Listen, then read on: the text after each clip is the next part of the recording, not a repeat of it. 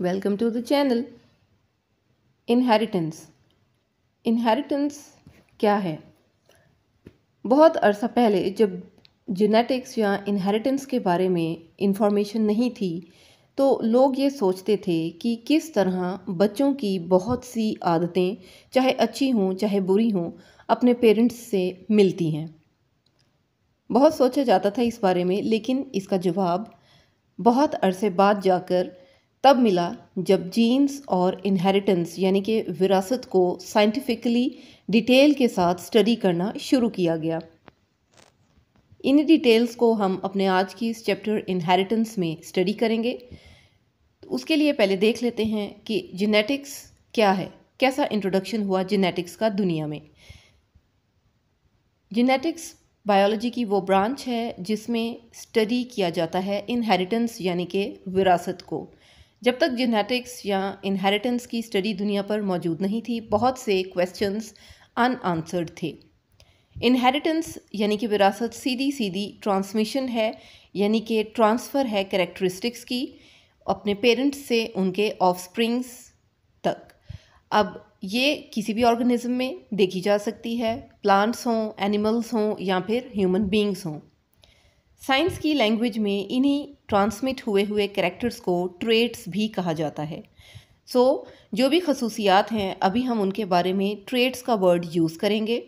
Traits की example में बहुत सी ट्रेट्स आ जाती हैं। उनमें से कुछ वो हैं जिनमें आप देख सकते हैं कि हाइट क्या है पेरेंट्स की या उनके आगे और प्रोजेनी की, ऑफस्प्रिंग्स की, उनका आई कलर क्या है, उनके हैंड्स की या फिंगर्स की शेप क्या है, उनके बालों का कलर कैसा है। तो ये सब क्या हैं? ये ट्रेट्स हैं, कैरेक्टरिस्टिक्स हैं। और ये कैरेक्टर्स जो ट्रांसमिट हो रहे हैं, बेसिकली ये जीन्स हैं जो कि ट्रांसमिट हो रही हैं। ठीक है, कैरेक्टर्स की ट्रांसमिशन से क्या मुराद है? जीन्स की ट्रांसमिशन, यानी एक जनरेशन से दूसरी जनरेशन में जीन्स जो हैं वो पास आउट हो रही हैं, पास ऑन हो रही हैं। अब जीन्स क्या हैं? जीन्स बेसिकली क्रोमोसोम्स का ही एक पार्ट है। इटसेल्फ हम जीन्स को किस तरह से जो है वो एक्सप्लेन कर सकते हैं कि क्रोमोसोम्स पर मौजूद स्पेसिफाइड पार्ट्स को जीन्स कहा जाता है। तो इसी को अब हम आगे डिटेल से मज़ीद डिस्कस कर लेते हैं कि क्रोमोसोम्स और जीन्स का आपस में क्या लिंक है। देखिए, जीन्स जो हैं ये बनी हुई होती हैं डीएनए से। हर जीन जो है वो एक स्पेसिफिक इंस्ट्रक्शन प्रोवाइड करती है प्रोटीन सिंथेसिस के लिए। बेसिकली तो जीन्स का फंक्शन अब क्या नज़र आ रहा है? प्रोटीन की सिंथेसिस।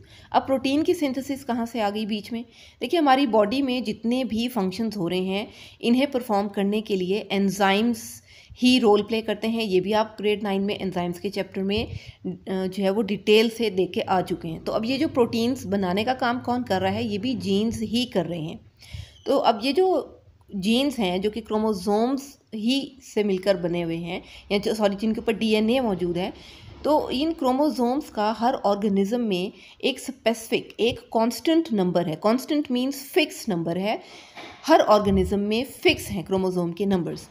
किसी में कम होंगे, किसी में ज़्यादा होंगे। प्लांट्स में भी डिफरेंट होंगे, एनिमल्स में डिफरेंट होंगे। और अगर हम ह्यूमन बींग्स की बात करें तो थोड़ा सा आपको आइडिया होगा कि ह्यूमन बींग्स में टोटल नंबर ऑफ क्रोमोसोम्स 46 होते हैं। और ये एज इट इज़ मौजूद नहीं होते, बल्कि ये पेयर की फॉर्म में मौजूद होते हैं। किसी चीज़ का पेयर बनना यानी कि उसका हाफ ऑफ द नंबर हो जाना। तो यानी अगर 46 क्रोमोसोम्स की बात हो रही है तो पेयर की फॉर्म में ये कितने हो जाएंगे? 23। तो हमेशा ये क्रोमोसोम्स आपको एक पेयर की फॉर्म में दिखाई देंगे। तो यानी कि ह्यूमन बीइंग्स के अंदर टोटल 23 क्रोमोसोम्स के पेयर देखे गए हैं। ठीक है, और जो 2 क्रोमोसोम्स होते हैं किसी भी एक पेयर के, उन्हें क्या कहा जाता है? उन्हें कहा जाता है होमोलोगस क्रोमोसोम्स। ये भी आप ग्रेड 9 में जो है वो सेल डिवीजन के मियोसिस के टॉपिक में देख चुके हैं कि किस तरह से सेम जो हाइट वाले या सेम साइज़ वाले या सेम सेंट्रोमियर की पोजीशन वाले क्रोमोसोम्स होते हैं, वो एक दूसरे के साथ पेयर बनाकर रहते हैं। इसलिए उन्हें होमोलोगस क्रोमोसोम्स जो है वो टर्म किया जाता है। अब क्रोमोसोम की बात की जाए तो क्रोमोसोम क्या चीज़ है?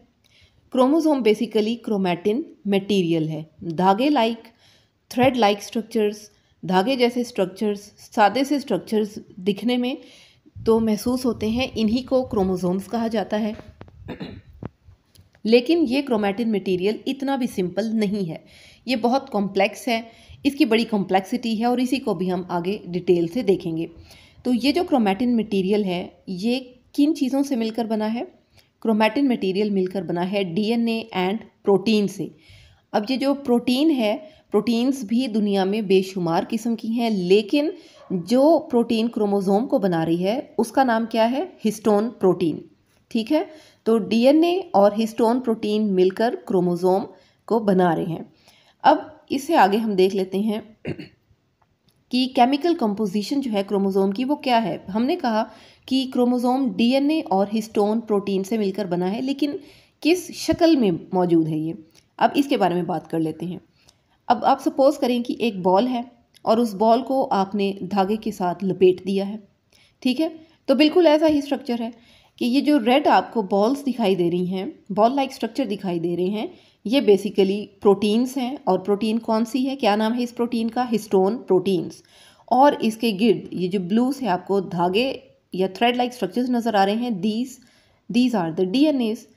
अब आप एक सपोज करें एक ऐसी रस्सी या एक ऐसा धागा जिसके बीच में बीड्स मौजूद हैं, यानी कि मोती मौजूद हैं, कि एक धागा है बहुत लंबी लेंथ का, उसके अंदर थोड़ी स्पेस में आप लोगों ने बीड्स लगाए हुए हैं या मोती लगाए हुए हैं। सेम एज इट इज़ जो है वो कंपोजिशन है क्रोमोसोम की भी, कि कुछ डीएनए है वो लिपटा हुआ है प्रोटीन के गिर्द, हिस्टोन प्रोटीन के गिर्द, फिर वो डीएनए की तार चलती जाती है और एक और जो है वो प्रोटीन के गिर्द लिपट जाता है। तो अब ये जो स्ट्रक्चर है कि जिसमें प्रोटीन की बॉल डीएनए की थ्रेड लाइक स्ट्रक्चर के साथ लिपटी हुई है, इस एक स्पेसिफिक स्ट्रक्चर को न्यूक्लियोसोम कहा जाता है। ठीक है, so I hope this is clear कि न्यूक्लियोसोम क्या चीज़ है, कि डीएनए जो रैप हुआ है हिस्टोन प्रोटीन की बॉल के गिर्द, उसको न्यूक्लियोसोम कह दिया जाता है। और एक न्यूक्लियोसोम से दूसरे न्यूक्लियोसोम के दरमियान डीएनए की स्ट्रिंग मौजूद है। तो सिंपली आप देखें कि जो थ्रेड लाइक क्रोमैटिन है ये पहले बन जाता है क्रोमैटिड, क्रोमैटिड कंडेंस होके क्रोमोसोम बना देता है। इस क्रोमोसोम को जब हमने अभी भी डिटेल से स्टडी किया तो हमें पता चला कि ये क्रोमोसोम मिलकर बना हुआ है डीएनए जो कि रैप हुआ है प्रोटीन के गिर्द। और इसको भी जब हम मज़ीद डिटेल से स्टडी करते हैं तो हमें पता चलता है कि डीएनए तो एक डबल हेलिक्स की सूरत में मौजूद है, और इस डबल हेलिक्स के स्ट्रक्चर को हम अपने नेक्स्ट वीडियो के टॉपिक में डिटेल के साथ डिस्कस करेंगे। सो ये इस तरह से इनहेरिटेंस क्रोमोसोम्स यानी कि जीन्स के थ्रू किस तरह अपने एक जनरेशन से अपनी नेक्स्ट जनरेशन तक डिफरेंट कैरेक्टर्स को ट्रांसफ़र या ट्रांसमिट करती है। तो ये सब जो है ये इनहेरिटेंस और जेनेटिक्स में डिटेल के साथ थ्रू आउट स्टडी किया जा रहा है। So I hope the video was useful for you. If yes, आप वीडियो को लाइक करें, इसे और फ्रेंड्स के साथ भी शेयर करें ताकि उनके भी कॉन्सेप्ट्स क्लियर हो सकें, क्योंकि ये चीज़ें बच्चों को बहुत कंफ्यूज करती हैं। So hope to see you again. Subscribe to the channel. Thank you for watching.